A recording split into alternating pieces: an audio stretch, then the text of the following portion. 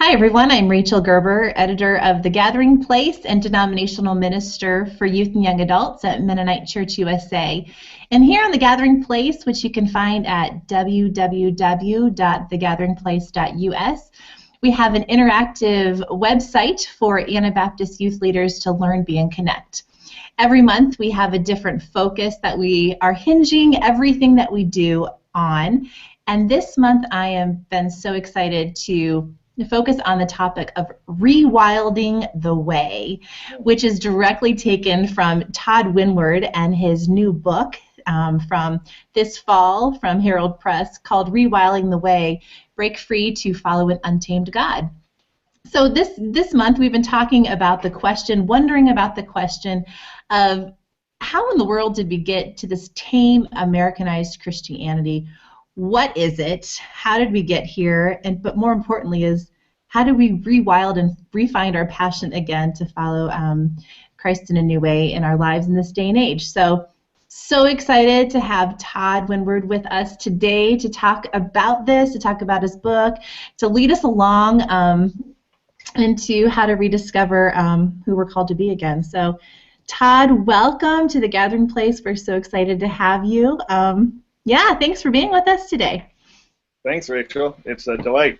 I'm here in Taos, New Mexico, saying hi. Hi, Tori.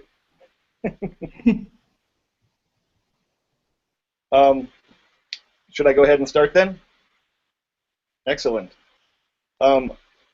So I'm going to begin really rewilding the way is something that could be seen as fairly superficial and light and fun, or it could be considered some of the deepest work that we need to do as God's people in today's climate and world. And I'm interested in the fact that I've never had a chance before to vet or talk with a group of youth ministers who all are, to some degree, familiar with my book.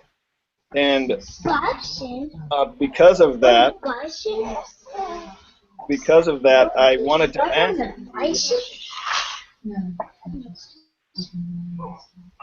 Sorry, hi Lois. I just wanted to say, Lois, could you mute yourself here? That would be great. Thank you. Thanks. Sorry, Scott. So I was interested in starting by just knowing a little bit about your engagement with the book. So it's okay if you haven't read a single word yet, but some of you seem to have some working knowledge already.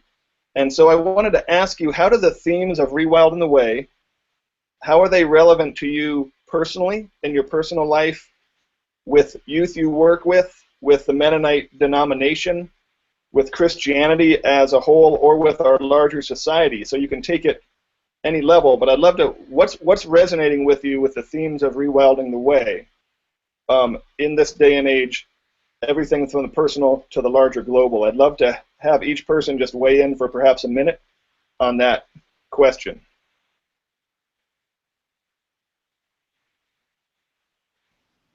And also, in the meantime, feel free to chat or write down your comments too in the chat box, and I can also field those out. But who wants to get us started? Why was this webinar? And I don't know what drew you to join in this afternoon here for an hour.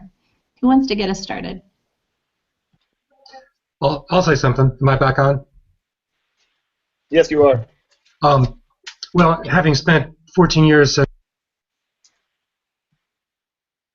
what we learned through that, but I'm just noticing more and more that we seem to be living out of fear of so many things, and they're so averse to risk-taking and the good things that come from growth and risk-taking. So, and I think the example of Jesus was much more risky and wild than we live our faith out now. I want to get back to something that's more akin to that.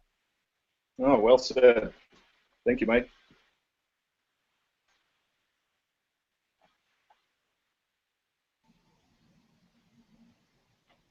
And don't be shy. Who else would like to talk about why today? What does rewilding mean? I'll share. Thanks, Ashley. I just graduated Bluffton University last year, so I was in the college atmosphere of kind of anything goes, and now I am in my first year at Arthur Mennonite Church as their pastor of youth and worship. And so when I saw your book, actually my cousin saw it, and he really enjoyed it. And I'm through part 1, so I've only read part 1 of your book, but I'm working on it. And as I'm reading it, it's reminding me of just in at least the Bluffton atmosphere, we're encouraged to, study it and ask questions. And I feel like once you get back into a Amish-filled area that Arthur, Illinois is, kind of are safe in this little bubble. And so, in a way, I like it just because I feel like I need to continually remind myself to keep the way of God, wild as Jesus had it. And so that's kind of what I'm working with while I'm reading through your book. All right. Who else?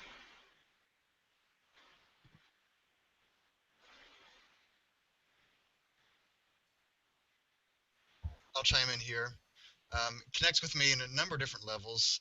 One is just kind of noticing as participation in church kind of is on a general decline. And as I think about my children and what will be the faith communities that will support them in the future, I mean, this just kind of helps me to spark the imagination about what might be possible for faith communities to look like here in the next number of decades. We're studying it as a church at Plains Mennonite Church, and it's really capturing the imagination of all ages. And then on a personal level, I will be going with my family. Todd and I have been in conversation going with my family to Taos for several weeks as a kind of sabbatical pilgrimage. And it just kind of really sparked, as my wife Paul and I have talked about our family life, just thinking about how we want to live our lives in somehow in a radical way, a different way with our kids, and help them to imagine a different way of living the good life. And so this has just really sparked our imagination about different things that might be possible. So, we cut our cable here yesterday as one small step, kind of cut the ties with the empire. Wow. And so this whole kind of theme of, with Star Wars of kind of resisting the empire, just kind of imagining different ways in which we can start resisting the empire in more practical, radical ways. Well said. Thank you, John. I want everybody to do it, so somebody else should come up when they can. Yeah, we can say something. Meg and I haven't read the book, so we're not aware of exactly what it says. In fact, I don't really know much of anything about the book, so we're coming from kind of nowhere, but it sounded interesting from what we have heard. We're service adventure leaders in Colorado Springs, so we live with 4 young adults, high school grads. Yeah, 18 through 20. So yeah, we're just interested in ways to kind of revitalize approaches to Christianity, especially like living in community and what that may mean. And yeah, so yeah, we don't know a lot, but we're excited about the topic. Excellent.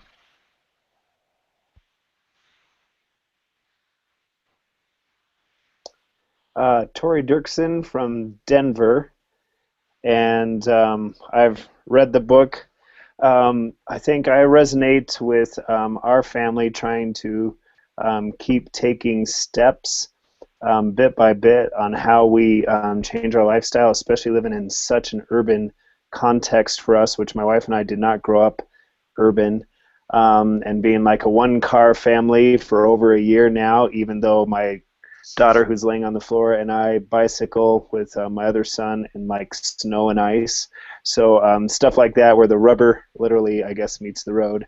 And then the other part I resonate with is just that not only the idea of small steps, but also support and long-term support. Maybe not the legalism that a lot of Mennonites have in our history, but what does it mean to offer that mutual ongoing support even if we do it in different ways? Yep.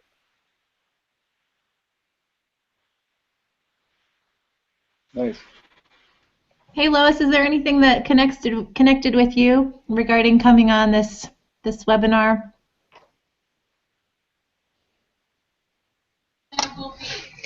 Well, the whole book actually caught my interest. Hey, all right.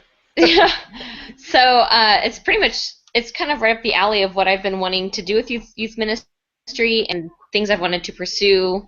So I'm just interested to kind of see what you have to say and what this whole webinar is going to be about. Good. And I would say, even just for myself, like, regarding millennials and wanting more, and you hear so much about what does authentic faith formation mean, and how, they want to be the church, not just go to church. And so I think that this concept of rewilding the way is, I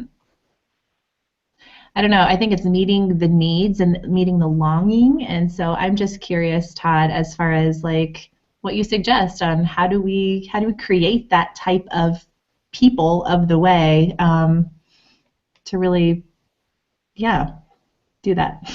That wasn't very well said, but anyhow, hopefully you know what I mean. Yes. I think everyone has had a chance to speak who can speak. Is that right? Good. Well, first of all, thank you. It means a lot, and I know you might not be expecting to be all that interactive. And if you don't know, if you haven't heard of the book, if you haven't read much, thank you for being here. And those of you who have dug into it, especially, thank you for being here. And I may draw on your wisdom, thought, or response along the way. Just to take, I think I'll take about 5 minutes of just kind of trying to lay out probably a lot of what you know already.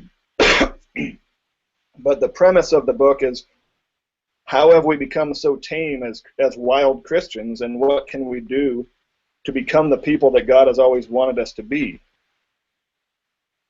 In this historical moment, what kind of prophetic people might we be? It's interesting, I've been researching Henry David Thoreau and the Civil War. My job is that I get paid for right now, is to write curriculum for social studies. And there are many, many parallels between the Civil War era that was dependent upon this peculiar institution of slavery with our own peculiar institution of petroleum addiction.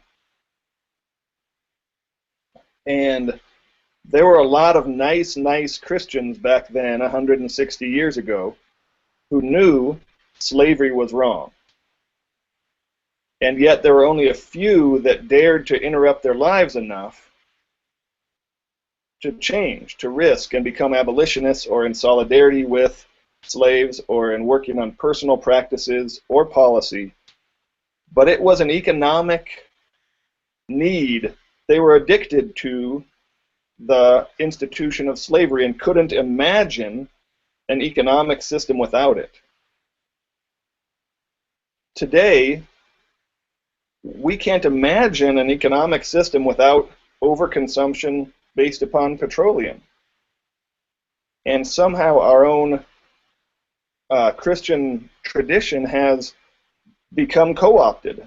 We've become way too tame. What identifies us economically as different from the rest of the world around us?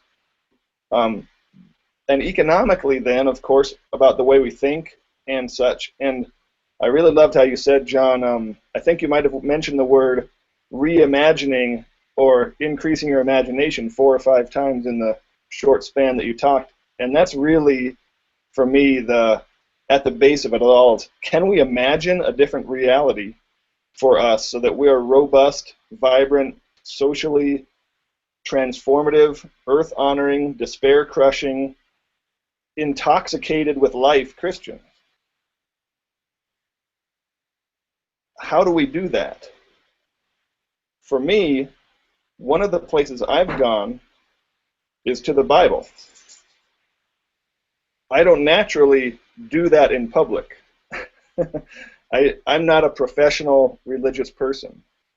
I've attempted to change society through public education reform, and through personal lifestyle change and ecological activism.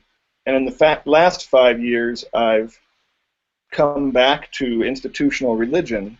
And in fact, this last year, I was licensed as perhaps the first minister of watershed discipleship in the world.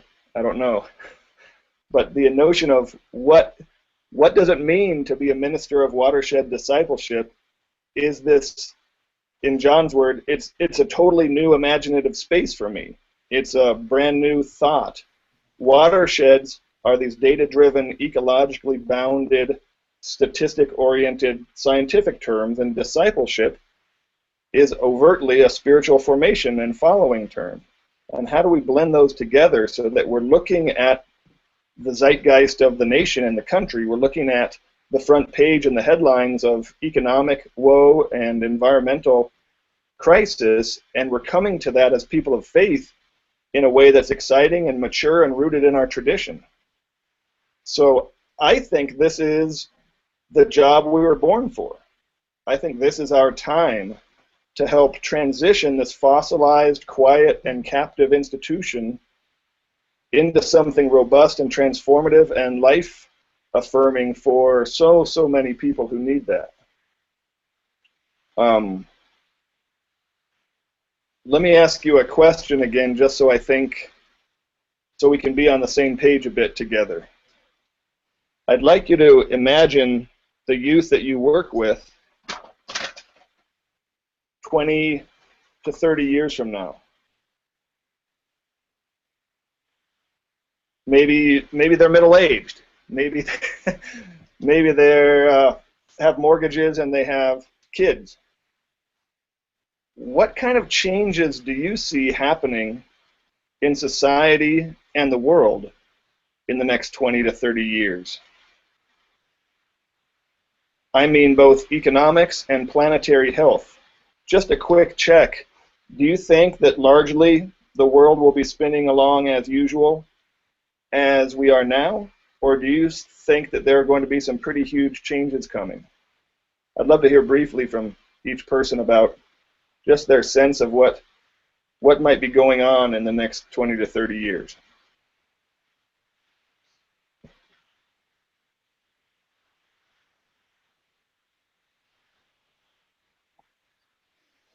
I defer to John Stoltzfus. John's the prophet of the future, so whatever he says, I agree with. No, sorry, Troy, I didn't mean to jump on your comment there, but well, we certainly know technology is going to move at an ever faster pace, but I really don't know what that means. Yeah, I'll stop at that. All right, thank you, Mike. Yeah, I was simply, it doesn't help at all, Todd, but I was going to say I'm not sure if I can picture myself in 20 to 30 years and the skill set that I'm going to need in 20 to 30 years when I'm not only middle-aged, but yeah, what does retirement mean for my generation? Or, I mean, instead of retirement, because sometimes that's so economic, what does, growing old mean for my generation? Yeah, so that was my first thought, and then otherwise I do think things are changing, and I don't know, do we only change when things get painful enough? So I probably reflect on that regularly.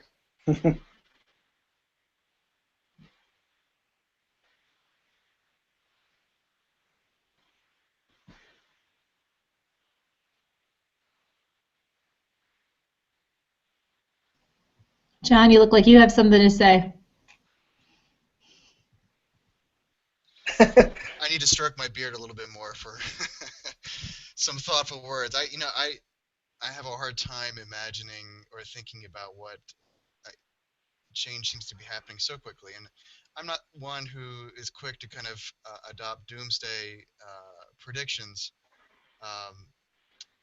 And I think you're right, Tori, in terms of it feels like sometimes real crisis needs to happen before we are willing to kind of make the changes that need to happen. So, I think about sometimes the denomination in terms of is it going to take a real crisis, or maybe we're in the midst of that, to make a real change in terms of how we think about church. And similarly with the environment in terms of how we relate to it,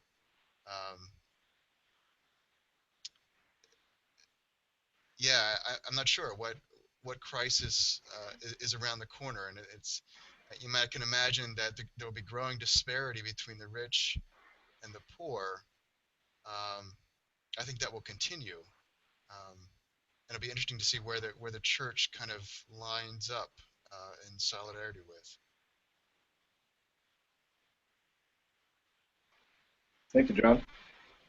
A hunch I have about the changes that church is going to take. Now, this might not have been your question exactly, but I think our churches are going to become more, I don't know, missional, transformative, smaller, less institutionalized places of being, where our passions for what we believe in is going to be lived out in real ways in our lives throughout the week. Nice. Well, I may just come back in here, and that just thinking of that, what you just said, Rachel. I think the next question I was going to ask is, how should the church become, or what will the church become in the face of some changes? And I think becoming nimble, transformative bodies of decentralized discipleship, doing the work in our own places, without as much affiliation with national models and pledges of allegiance to certain codes, but much more on the ground, lived out, embodied Jesus following, is something that I both want to have happen and I think will have to happen as we move forward. But as the world, basically my take on this, that expressed in the book a little bit, is that we have never faced such an opportunity and a crisis as what we may be looking at in the next couple of decades. And I think about what's our current catechesis, what's our current spiritual formation training that we do, and is that going to serve us well into the future? I would argue that we need to get back to a much more place-based, nature-informed kind of Christianity that is then causing us to be a different kind of person. Thoreau, as I was mentioning, Thoreau wrote a famous essay called Civil Disobedience that many of us may have known. And he was looking at institutions, governments that he wanted as a conscious objector to not support, much like what Mennonites have done with military and violence, and saying no to systems like that. Instead of civil disobedience, I think one of our biggest challenges today is consumer disobedience. The idea of what will I participate in with my pocketbook and what won't I, and what does Jesus or God tell us about that? I'm interested in you all as youth workers and youth directors. In some of what I attempted in the book, I found that looking back at our 4,000-year tradition as Judeo-Christians, I wanted to rewild some of the scripture. And are there any, I have a few to talk about, but I was wondering if any of you who have read the book found any of the scripture analysis that I did interesting, thought-provoking, or useful to the youth that you work with.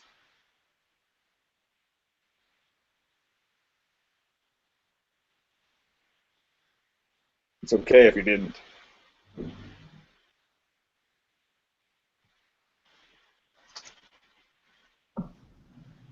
I just wanted to say I did, but I couldn't quote any. Sorry, I interrupted. Go ahead. I don't know who's talking. I really, the Lord's Prayer that you talked about, and then the Beatitudes. I feel like those are two very popular scriptures that people just kind of read through, or they don't read through it again because they already read it, so they already know what it says. And so I liked how you reworded those a lot. Nice, Ashley. The rewilding of both of those, sort of the Beatitudes as an actual job description by Jesus, not just something to recite, and then the idea of the Lord's Prayer as a daily transformative contract of reminding of the blessings to give and to receive, are things that I actually have felt more while out in the woods, while out with other people, than I have when I am in church. And church sometimes is that glossing over of those things. And so bringing those out with kids, I was hoping might be a module. It might be a unit that you might want to just discuss sometime, or have the students read that, have your kids look at the Bible and look at the Lord's Prayer in a way that they might not have seen before. Thanks for that. I know Tori and John both had blipped on briefly. Maybe Tori, do you want to try it? Sorry, I'm in the conversation with my daughter. Can you repeat that again, Todd? Oh, I just said that I saw your face on there earlier and was inviting if you had a comment. Oh, about the scriptures? Yeah. Yeah, I mean, I like a lot of the desert stuff. That's stuff I resonate with. Maybe it's because I grew up surrounded by desert. I mean, I was in the mountains in Arizona, but surrounded by desert. And the life that we can find in the desert, when that's usually not a place we are often drawn to, or where a lot of people are told to move to, or that's where, I mean, to put it maybe in a different direction, but reservations are put on, or just however, but to see the desert and the desert stories and passages as meaningful and life-giving. Yeah, that's all I have to add. Nice. And for those of you who haven't read the book, or maybe you skimmed through it pretty fast, the desert is something that comes up again and again. And one of the initial things I do in the book is I talk about rewilding punctuation, that from the book of Isaiah, so often we don't view it as it was originally intended, that said, there is a voice calling, in the desert, make a way for the Lord, that it felt like it was actually a mandate, a command to the God follower, not only a premonition that Jesus will be and John will be coming from the desert, but rather this was 700 years before Christ, and realizing that this was done in the desert, and there's archaeological evidence of a 1700-year desert training tradition that we have in Judeo-Christianity, was just really a mindfulness that made me think that we may have missed one of our holy sacraments, that we have communion and we have baptism as two things that we know Jesus did and participated in, and we think are essential for Christian formation. But what about desert passage? What about time in the desert, or rite of passage removed from society? That happens again and again and again in our tradition. And so that really resonated with me, that this notion of needing to separate oneself from culture in order to speak prophetically back to culture. And so that rewilding piece, I think, is a basic 101 for someone who attempts to be a disciple of Jesus.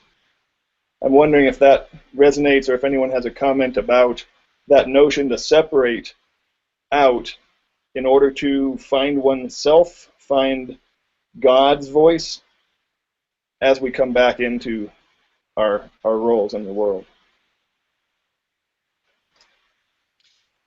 Yeah, I really find that an evocative thread, golden thread, that runs through the story of Scripture, kind of that movement in and out of the wilderness and desert. I guess one of my questions is, is that only physical, or is it also psychological? I think maybe it's a bit of both, but do you need both? And how do we practice that kind of renunciation, or kind of separation in our places, in our urban, suburban places? I'm certainly all for, I need to get out in the wilderness. That's what I need personally, on an ongoing basis. But I know it's not always possible for everyone, and it's not possible for me on a regular basis either. John, what you just said, yeah, some of us, I think it's great to have it physically, and we obviously have a tradition of people doing it physically.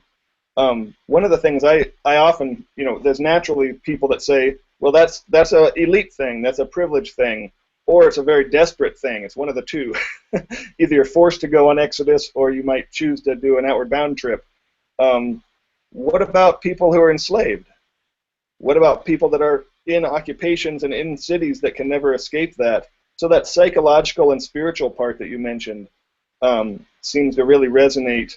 I found it fascinating that even slaves under slave masters in the 1800s, they connected so deeply with Exodus, and then in their spirituality and in their songs, so much talked about going to the wilderness. And in fact, they use the term half-cooked Christian, go to the wilderness.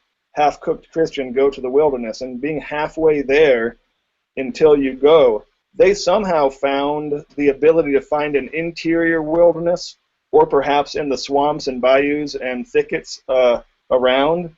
But even as shackled people, they profoundly felt there was both a need and then an ability to get to the wilderness. So we have hope that it doesn't only matter where your body is. I was just in Portland this weekend with a group I write about called The Wilderness Way. That's at the end of my book. And they are inner city Portland people. But they craft a liturgical wilderness as they start their time together. And they drop their keys and their cell phones, knowing that those are good tools for empire and good tools for navigation of our world. And there's a time and a place for that. And I think that's one of the things I find fascinating, is knowing that there are times and places for wilderness and times and places for engagement. But some of the scripture I study and looked at and what I wrote about is, Jeremiah is a prophet who most people didn't like. He probably bugged people a lot. He was kind of irritable. And yet, at one point he says, "Oh, I want to get away from my people. If only I had a way station in the wilderness." And a way station in the wilderness feels like a metaphor that is very powerful for us today as we look at, oh, my people, look at where our culture is going and where our dominant society is going. And what we can do to recharge, and can our churches be support and way stations to provide wilderness for us as we look to those next couple of decades, is one of my questions.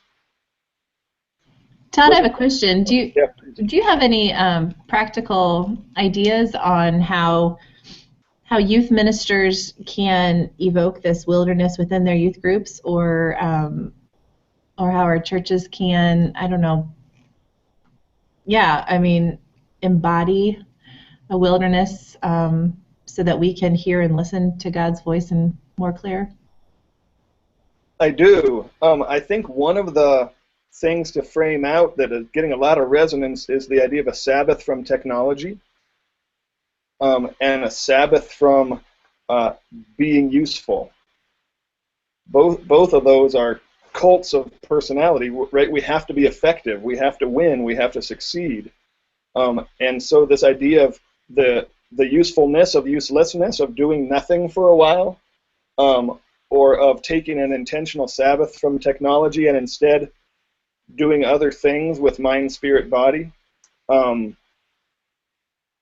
One church has asked me to pull out some of the scriptural teachings or the rewilding that I do in the book as possible modules for Bible study. I don't know what happens in your churches, but Bible study isn't very sexy anymore. I don't know. It's not. I don't know of groups that really get together and study the Word in a way that used to happen in Wednesday night pizza groups when I was a kid. And yet, there's such a rejuvenating wilderness power when we look at Paul, for example, and rewild Paul as tent maker and man who developed this concept of autarkeia that I write about, a Greek word meaning enoughness, that he says has learned to be satisfied in times of extreme want and times of extreme surplus. And this mystery of enoughness that he writes about is one of the core character traits that Christians are supposed to have, enoughness in times of want and scarcity. And bringing up themes like that within an inner city context might provoke a sense of wilderness travel. I don't know, I was wondering too what other people have thought of as they think about how they might apply some of the concepts that I'm writing about, or what they have thought about bringing a sense of wilderness or wildness to your youth group? Are there bright ideas out there?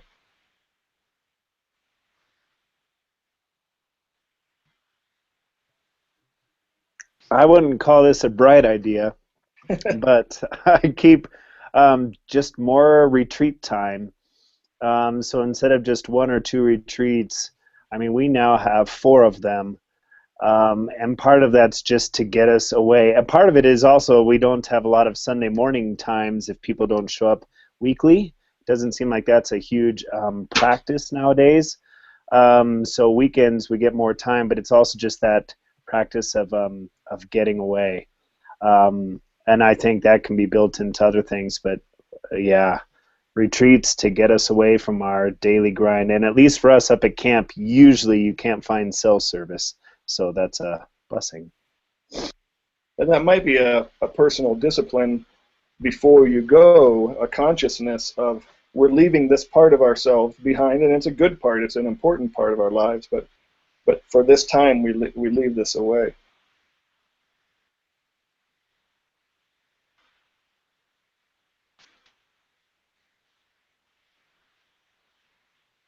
I'm wondering,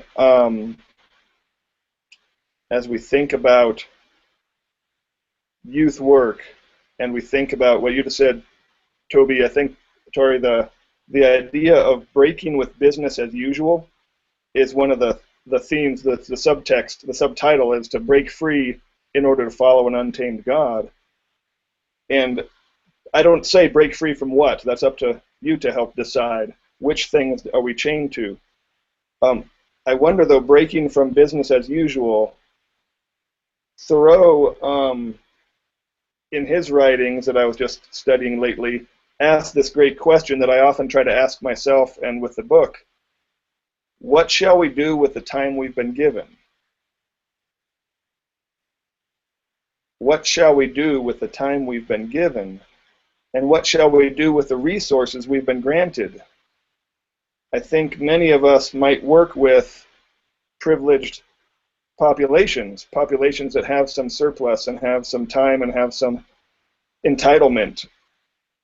We have this wonderful moment in history that is kind of like the wonderful wrapped in the terrible, or the crisis and the opportunity as one.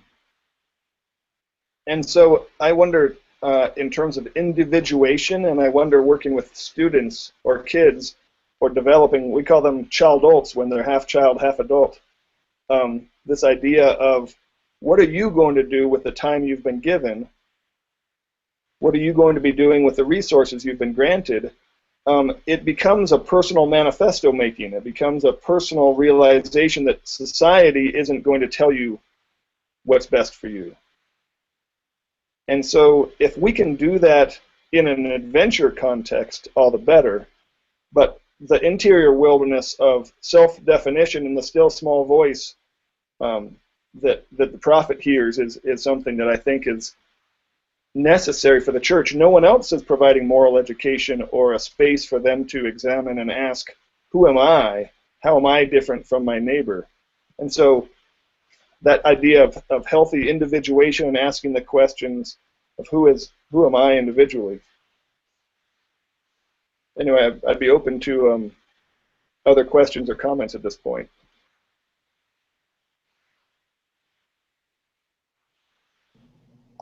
I would love for you and Nate, I just blanked on his name.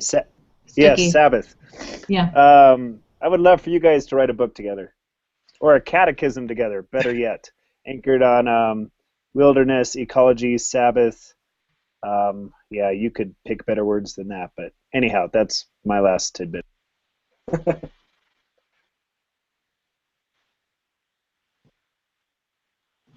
I just commented here on our chat feature that feel free while Todd's talking too, if you can handle the double the double span, feel free to do it. But thinking of Todd, I love what you're saying about having youth themselves prioritize for themselves, like this question of what are we doing with with the gifts that we've been given, the time we've been given, the resources that we've been given.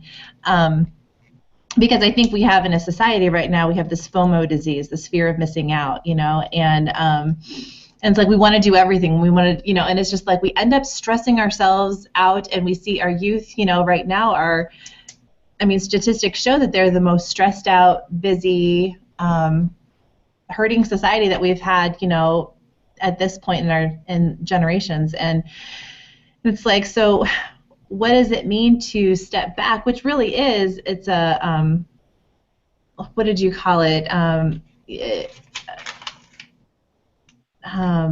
Not giving into the empire. It really is a way of disobedience, civil disobedience in some way, to step back and say, know what, you're not going to tell me how to prioritize my life. I'm going to choose for myself, and how that intersects with your faith. I think that would be a really key component for us as youth leaders to help walk with our youth to help them navigate those things.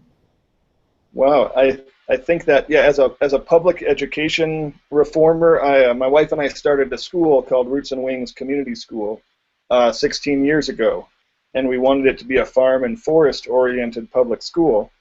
And our belief was that if we had engaged, excited, passionate students, they would be learning something and they would do well on tests. And we actually, without focusing on standardized tests, the students are doing fine on them because they're motivated, because they are understanding things. And we go outside, we do wilderness trips, about 30 nights a year with our middle schoolers. But more than that, we do interdisciplinary semester-long units that focus on the subject matter at hand. It meets all the content standards. But one of the things that we also do, in addition to academic expectations, is we ask them to spend a night alone outside as a wilderness solo before they graduate 8th grade. We don't grade the solo. We don't tell them whether they did well on it or not. We don't require them to tell us what happened inside of them during the solo. But we just know, we believe in our hearts that spending time alone in discernment is good. And we give them a few prompts about how they want to be, as opposed to what their parents might be thinking for them or what their friends might be thinking for them. And how has their life so far given them both roots to root down into confidence and wings to try new things?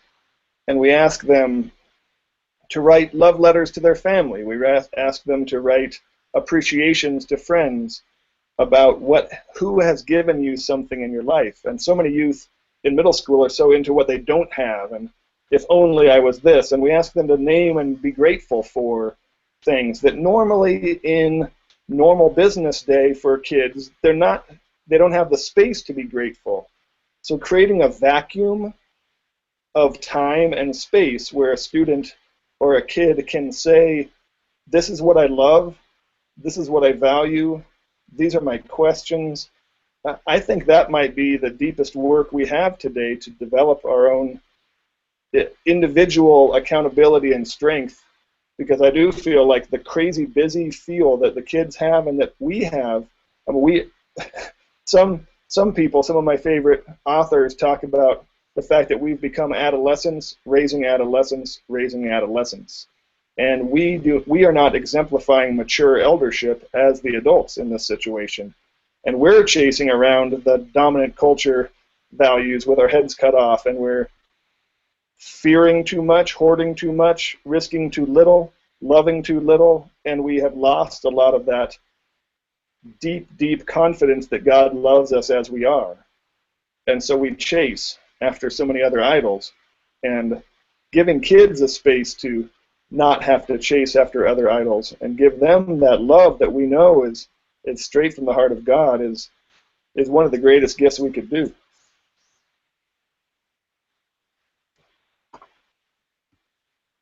I noticed that we have about 10 minutes left here before the top of the hour. Were there any questions that anyone has for Todd as we continue to engage in this idea of what does it mean to provide wilderness experiences? or anything else.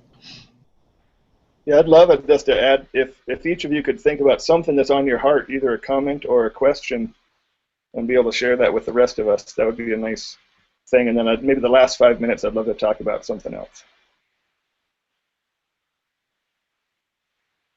I'm curious as to anyone who has had success reintroducing some of the adventure stuff in a conventional church setting. And I don't just mean adventure trips, but just the whole attitude of, risk-taking, breaking from the norm. Many of us out east here have 200- and 300-year-old churches that have wonderful tradition and deep roots in communities, but it's hard to find new paradigms and new ways of thinking. And I just wonder, Todd, what your experiences or anybody else with changing the conventional church? I just would like to throw this in. One of the things I wanted to say earlier about when Tori was saying, what are some forms of wilderness that might not just be your traditional outside? I'm in love with the fact that a number of Mennonite churches, Mennonite colleges, both Goshen and EMU come to mind, have a required cross-cultural component. And that's not wilderness per se, but it is that uncomfortable liminal space, that threshold space where you don't know the culture, and you start learning about yourself once you get into someone else's culture. And that kind of seeing the shadow, seeing the other, realizing who you are in the face of seeing so many others who are not like you, that's a required piece of both of those schools. And that's at least one way that I know of where people are getting outside of themselves, and they're doing it at an institutional level. And I just want to piggyback on, too, I know I'm talking too much, but when you talked about initially wilderness experiences and where we've been, that was exactly where I went. That was probably one of the number one wilderness experiences I've had in my life. That was faith formational, was my study service term at Goshen College.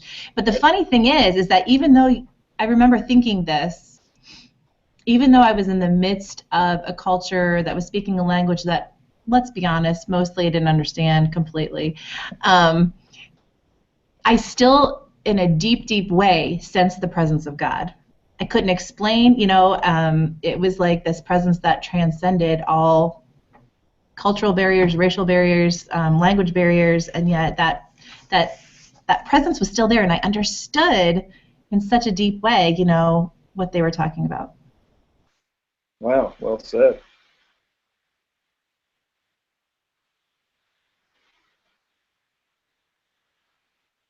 Does anyone else want to address John's question?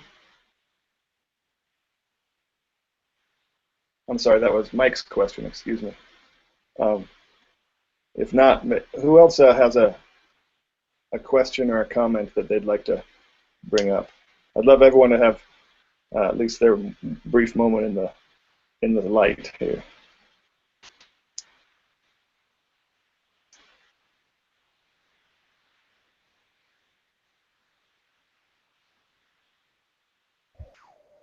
One of the things that we've been doing in Service Adventure is sort of I guess trying to do some wilderness or some adventuring, and I admit that it works better probably in a group housing situation rather than a youth group, but we've been trying to do simplicity challenges, and it's something at the beginning of this 10 months of Service Adventure, it was something that Meg and I said we were going to do, and we weren't going to force the girls, the participants, to do it as well, but they all jumped on board and doing things that some that aren't necessarily spiritual, like carrying around the trash that you make for a week, in a bag or something, but then also things that are maybe a little more spiritual, doing a silent retreat together or doing a screen-free evening. Those sorts of things are kind of breaking from the norm of what 18, 19, 20-year-old would do, and giving them a little bit of adventure, a little bit of break from the empire, I guess, as we're talking about this. So those have worked, and I can't say that it would work everywhere, but I'm wondering if that would work in a youth group context or a Sunday school or a small group or something like that, where collectively you kind of do this challenge. We just have 12 in a basket. We draw one every week.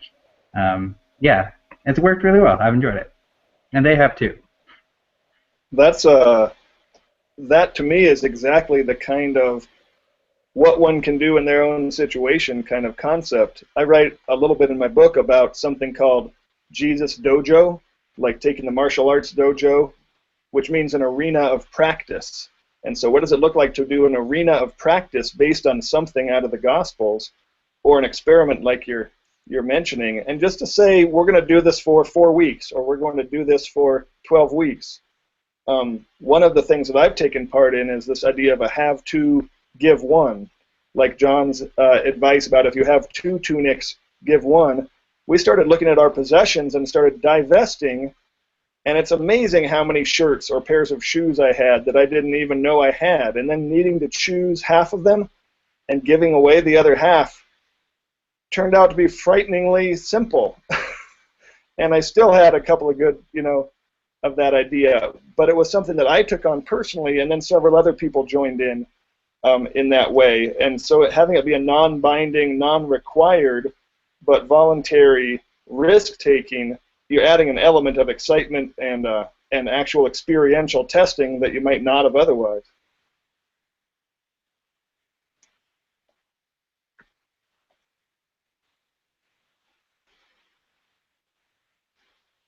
We have about 5 minutes left, and I've noticed a few of the comments on the side, especially from my new friend John Stolzfus over there.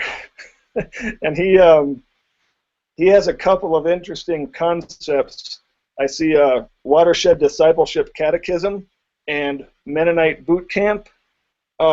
These are things that the church can and should do in our time. I'm not exaggerating when I say that earliest church catechism, as far as we know, the teaching of what it took to become a Christian, what we're finding out these days is it was potentially 3 years. And this is of a non-literate kind of training. This is not here, read this textbook. Here, score on this test. This was a learning by doing in an oppressed society where people were sharing their economics collectively, and they were getting burned at the stake, and they were getting eaten by lions, and yet the numbers were growing. People found it attractive. It was an alternative economy from empire. It was an an alternate society from empire. And that after a couple of years, then someone became a mature Christian, was entered into the deeper levels of responsibility and eldership. Right now, we're lucky if we get someone to say something at the altar and, hooray, you're now a Christian. Like, there's no, where's the formation in that? We're approaching the 500th anniversary of Anabaptism, right? In 2025, it will have been 500 years since our first forefathers and foremothers started doing the priesthood of all believers. I'm wondering what we will have to show for that. What kind of robust, counterculture, positive, alternative societies economically can we create? And this idea of a boot camp, like that's what Gandhi talked about. In order to become a satyagrahi, in order to become an actual truth force, on the ground, revolutionary, transformative member of Gandhi's nonviolent campaign, he tried to have farms turn into training schools and boot camps. And the idea of making your own clothes, of getting your own salt, of not depending upon the British Empire to give you tea, these were all like taste bud transformation and money transformation, and finding a self-reliance and learning to do with enough, and finding joy in those things that empire couldn't give you. I feel like we're in the need for a lot of experiential training and development. And so if the church was a crucible or a campus for life change and taught classes that were bonding one another together in being more regional and replacing themselves into their watersheds and learning how to be one creature among many in your local area rather than the consumer that takes and takes and takes from somewhere else. This could be a robust kind of attraction of Christianity that could attract a lot of seekers today. So it's the most natural evangelism that we have. So on that note, I just would like to say thanks for listening and participating. I hope you weren't expecting me to be talking more in a lecture format. I chose to figure out that if you actually wanted to hear more of my words, you would read the book. And I wanted to engage with you in some of the ideas and try to ask some questions. So those uncomfortable silences, I hope, were comfortable enough for you, and it was for me. I really wanted to hear your voices and reaction. There's a few things coming up, just so you know, like John mentioned that his family is going to be the first ever family sabbatical that we're going to have out here at Tilt. Tilt is the Taos Initiative for Life Together, and we have a 10-room, 7-fireplace adobe. Like this is the roof of my house, and it's a hand-built, earth-built adobe. We have farmland and high desert homesteading and wilderness trips and watershed activism. And I hope it's a place apart where people can come and regroup and train and rejuvenate. And so if you know of students or yourselves or elders who want to take a time apart and engage with some of these themes in this place of high desert in New Mexico, let me know. Absolutely. Absolutely. And I'm just going to link up to something on the Gathering Place, just to also let you know of the wilderness trek. Here it is, that Todd's going to be leading at the beginning of July, that John will also be a part of, and that we hope that maybe some of you will also feel free to join.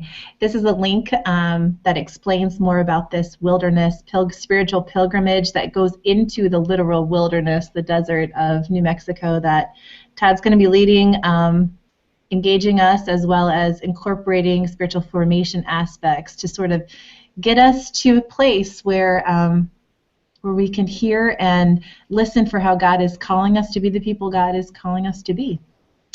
So yes, definitely get in touch with me directly if you're interested in finding out more. I have a letter from Todd as well that I will also link up to this. I haven't had a chance yet to do it. That gives a little bit more details as far as transportation and equipment and more details. So, yeah, Todd, you're a gift. You're a prophetic voice in this day and age that we need to hear, and I'm sure I speak on behalf of all of us here that we're grateful for your presence with us and for you being courageous to say these words in this day and age. So, such is the time, and I'm grateful for your presence with us. So, continued blessings to you as you teach and learn and continue to lead and guide us in this watershed discipleship. So many thanks for each of you for joining in, and Ben, for you listening in, and for those who are viewing this as a recorded version. Continue to connect with the Gathering Place. We have more things coming down the pike this month. Our study circle, for those of you who have read or are reading Todd's book, we will be gathering at the end of the month at an evening time. Actually, it's an 8 p.m. on, I should have had this up here, I think it's the 28th of January. Let me just double check that. 26th. January 26th at 8 p.m. Eastern Time. We'll be gathering together, same format, to talk about Rewilding the Way and how the book is impacting your life. So thanks again for everything, and many blessings on your day. Thanks so much. Thanks, everyone. Thank you.